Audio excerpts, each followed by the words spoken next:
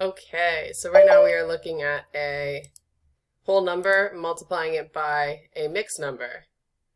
So the first step we do is multiply 3 times that whole number part of the mixed number, and you get 18.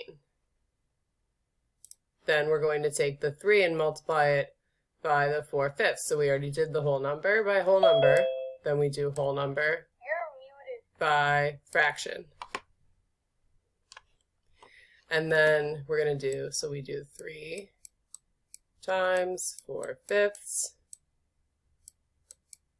And you'll see that that gives you 12/5. But 12/5 is an improper fraction. So that's where you take this number and put it into the improper fraction calculator.